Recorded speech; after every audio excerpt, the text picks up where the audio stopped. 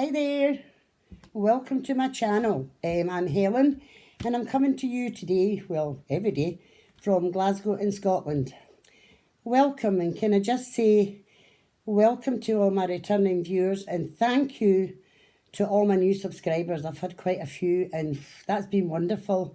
And if you're new to the channel, if you've just found it, you're also very welcome. And if you like what you see and you think you wanted to see more, then if you could give us a thumbs up and press the subscribe button, that would be great. I would appreciate that. Well, what a week it's been. It started last Friday when I got a phone call from my daughter Jackie in America, who had said that her daughter-in-law Kimber, who was pregnant, had gone into labour. And it was slow to progress at first, but however, about 5 o'clock their time, which was about 11 o'clock our time, the hospital told Sean, her husband, to take her up to the hospital. So that was it. I thought, well, there's no way I'm going to sleep tonight. None of us slept, but I mean, all my kids here, we were all messaging back and forward, and as the labour was progressing, then it got down to 3 minutes apart. We were about, 3, 4 o'clock in the morning our time, but things just weren't happening the way they wanted to. And Kimber had, right from the start, they had a lot of problems conceiving. Kimber had a bad accident many years ago, but however, they were so pleased when they were able to conceive and she became pregnant, and we've been waiting for this baby for so long. They knew it was a boy, they knew it was going to be a boy. They already have a daughter, Stella. So anyway, Jackie had called. It was about 4 o'clock, 4:30 in the morning our time, and she says things weren't good. That mummy and baby were in distress a bit. So the doctors decided that the best thing to do in order to help the distress was to give her an epidural to hopefully calm things down, which it did. But although she was really progressively in labour, the baby wasn't in the birth canal. So after an examination, they discovered that her pelvic region was not possible for a vaginal delivery. The baby had to be born by caesarean section, which upset her at first, but she knew it was for her safety and the baby's safety.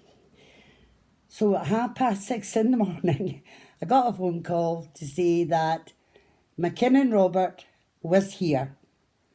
A healthy 8 pounds, 11 ounces. What a weight. And he's just absolutely gorgeous. But although we're thousands of miles away, and it's at times like this when you feel the distance, Jackie and the kids over there especially, because, you know, they are only one family, whereas here we're a big family and lots of people to fuss about. And so, you know,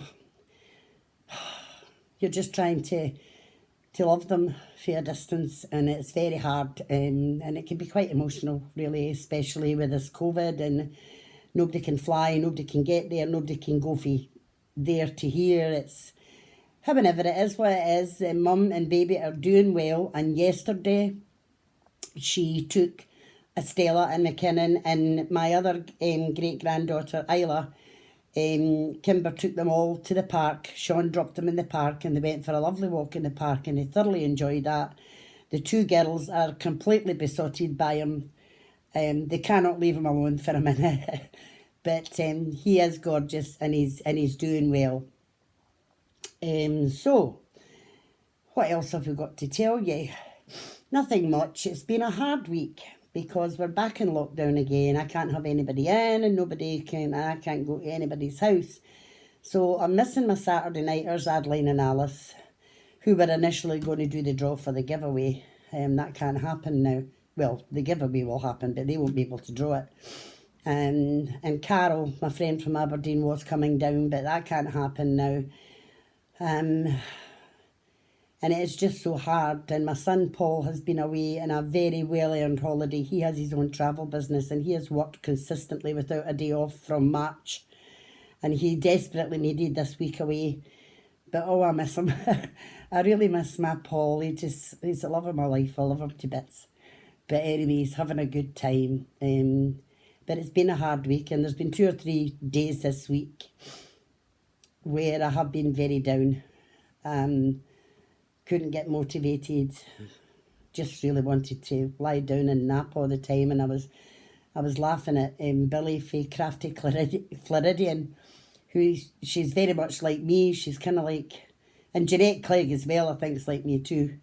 But only she doesn't nap during the day. But Billy and I laugh because, we're up half the night and we sleep, but we keep going for wee naps during the day, and in between that you're trying to get craft work done. And I haven't done a lot of craft work this week, I have to say, because I just haven't had an enthusiasm.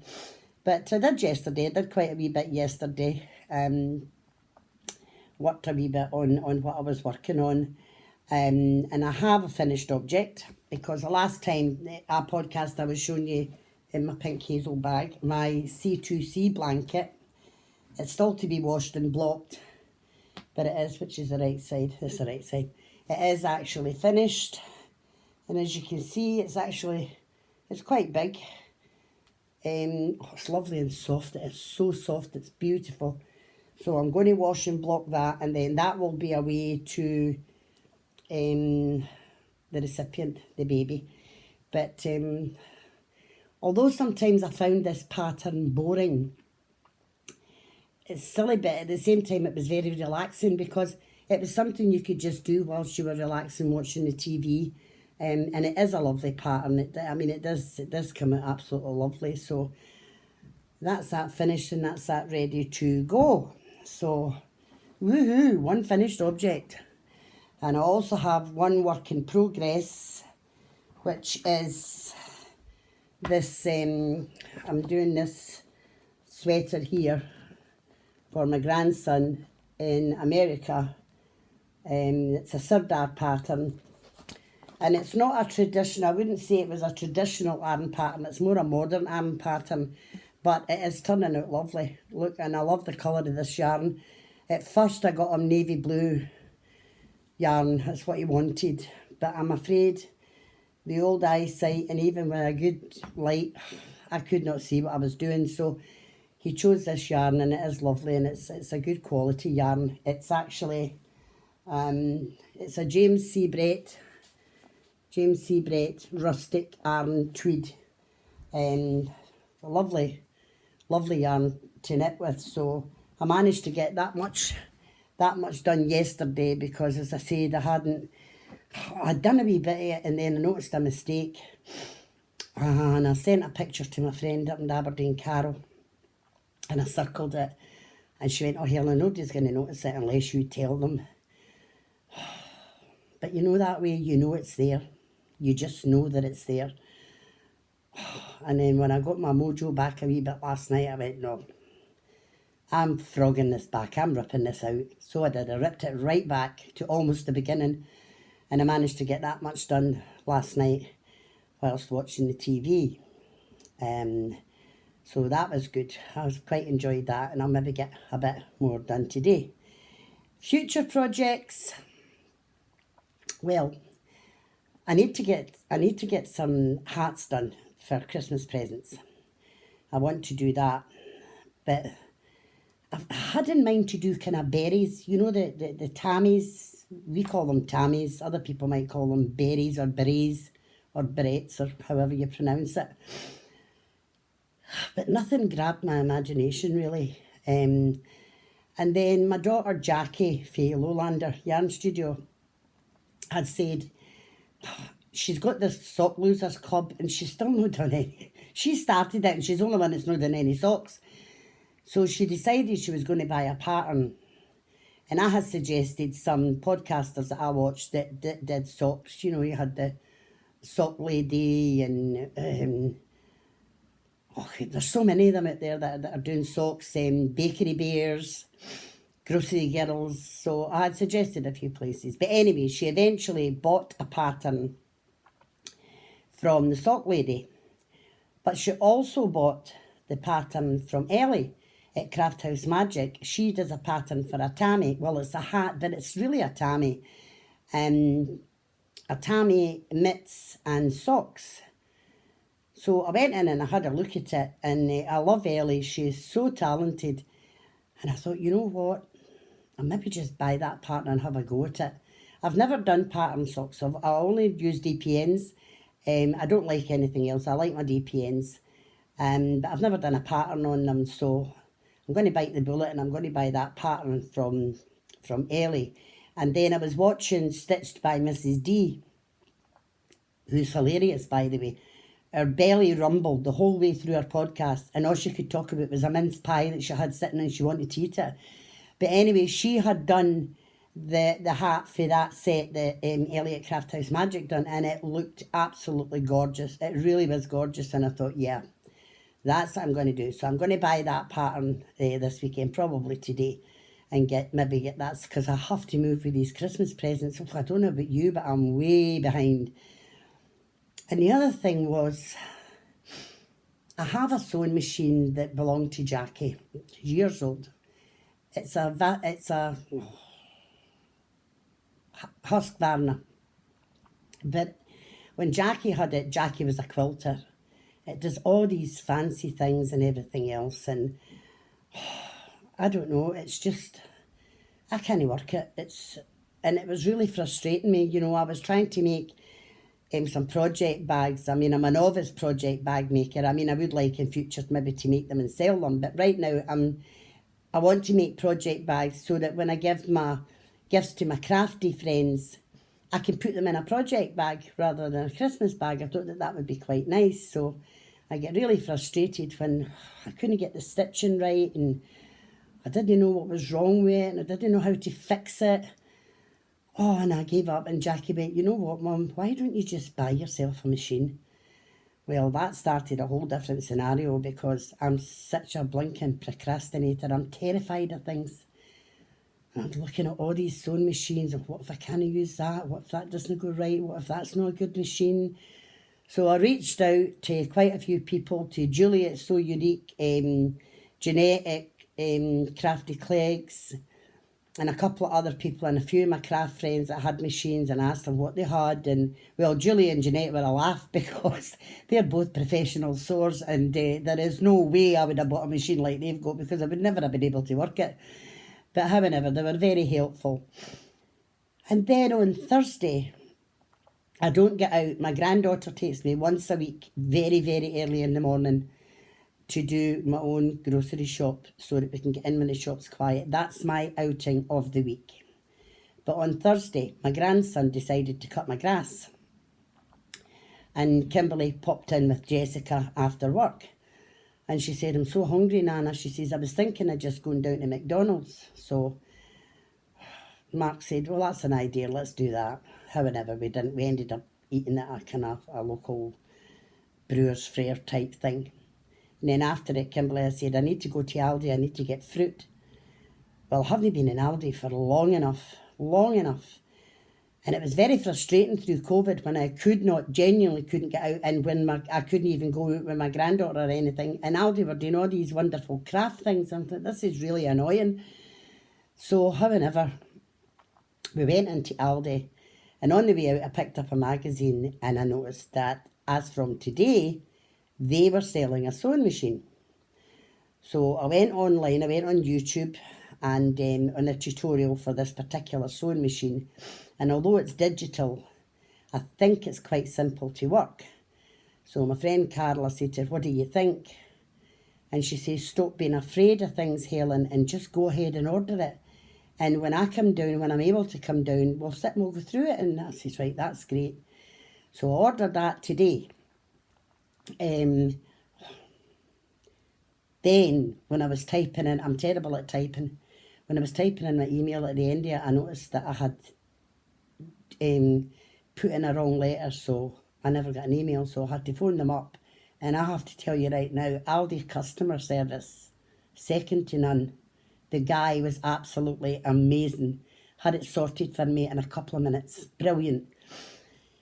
So I'm waffling on now. So anyway, in anticipation of that, I had been chatting to Juliet So Unique about materials, and she sells material.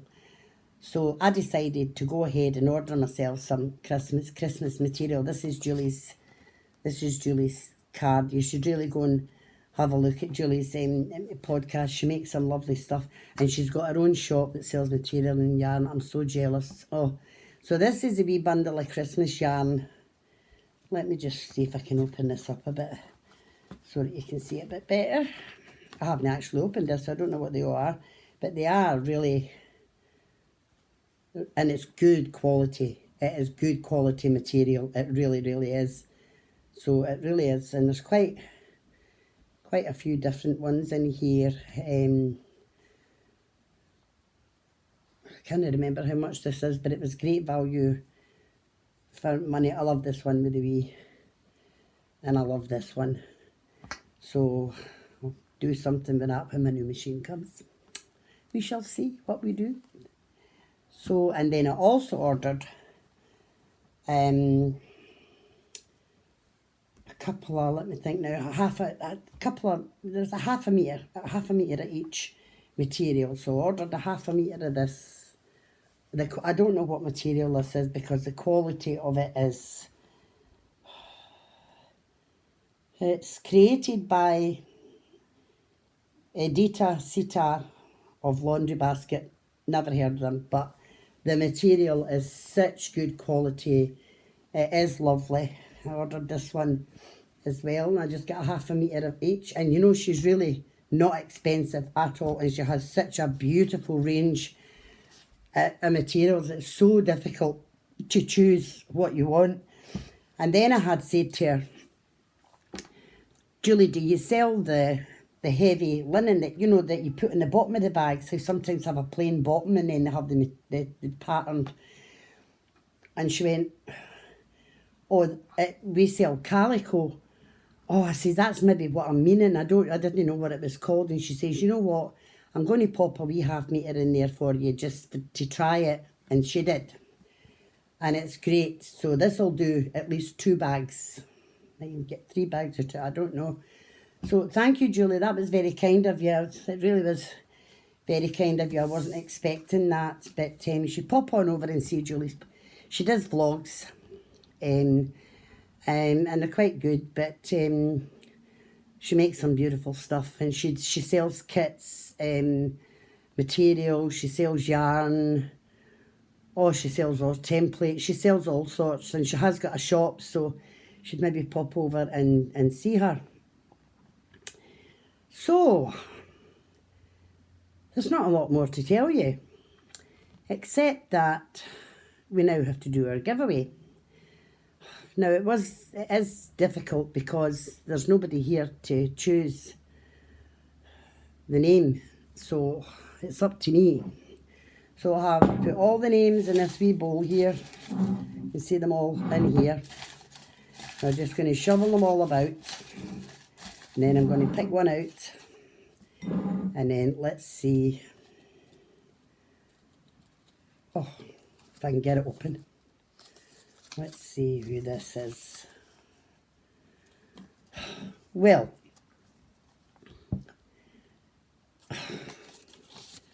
this is Rena Messenger. Now I know Rena because Rena's the one that makes the bags. She makes the bags for Lowlander and she lives in Missouri. Rena had said her perfect giveaway would be some British wool. So I'll tell you what I'm going to do. Because Rena's a friend and because I know her, I'm going to set that aside. And I'm going to just send her some British wool because she is a good friend and she has done me a few favours. I'm going to pick another name. I hope it's not Didano. Right, come on, let's open this up. Who is this? Oh, can you see that? It's Doreen Smith. Doreen Smith. And she lives in the Isle of Man. And she said that she would be happy to win anything at all. So Doreen, this is what you've won. Now Jeanette Clegg, my friend Jeanette and I have been friends since we first started to podcast. Both of us had just completed a series of radiotherapy. So we've kind of like walked a journey together. And it's been good to see the progress that she's made on her podcast and how many followers she's got. So well done, Jeanette. And she very kindly contacted me and said, Helen, would you like me to donate a bag for your giveaway? And I said, well, yes, please. So Jeanette has donated this bag. It's a Halloween bag. Thank you, Jeanette, for our prize winner. And you also get 2 skeins of yarn, Doreen. This one is what we call...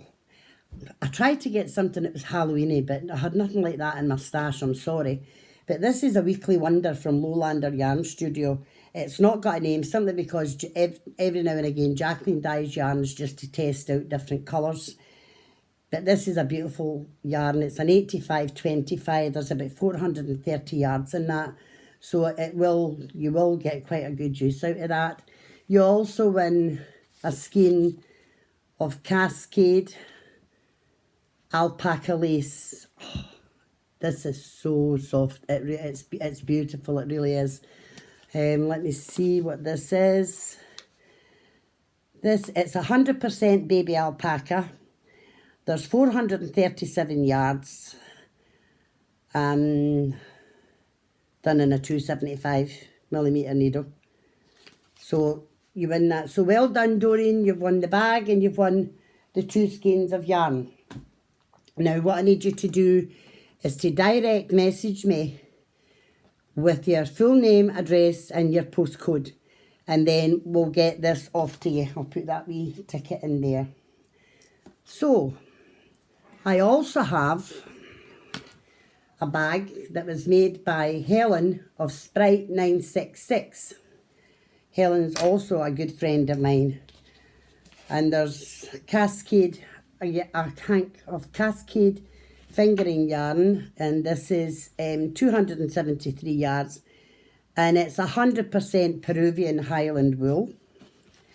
Then there's a skein of llama lace. Now, I've done a lot with this llama lace. I've knitted quite a lot with it. It is gorgeous. It's, let me see, it's 100% llama. And there's 420 yards. So I'm going to do a second draw, and that is the second prize. So let's see let's dig to the bottom of let's see who we've got. Come on. Okay. Let's see who this is.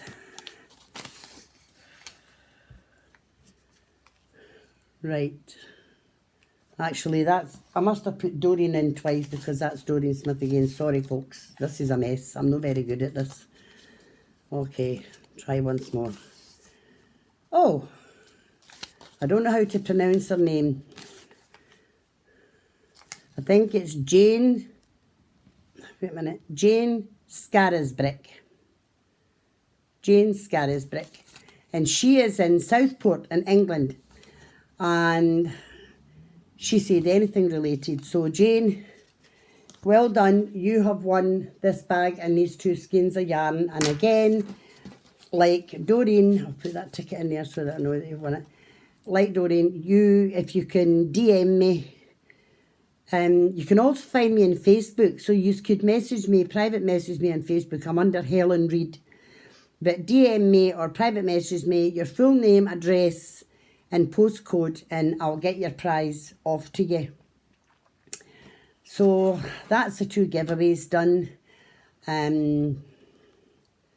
I'll give it a couple of weeks, and if I haven't heard from any of these ladies, then we'll do another draw. I'll keep these tickets safe, and I apologise for that name being in there twice. That was my fault. So anyway, that's the giveaway, and hopefully maybe in the future I might be able to do another one. It really just depends. As I said, I have to rely on my own stash and things, and well, Jeanette kindly sent me a bag, but I don't normally receive things for other people to give away in podcasts.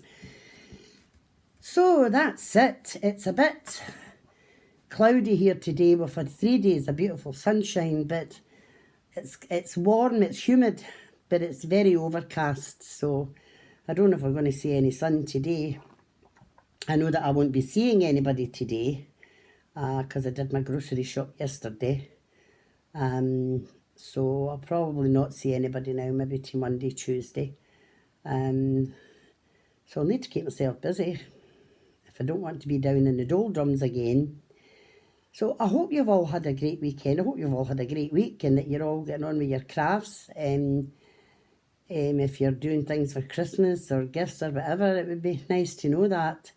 So congratulations to our winners, our two winners, Jane and Doreen, and Rena. Rena, I will send you some British wool, Rena. Don't worry about that. So until next time, I'll probably not podcast, maybe.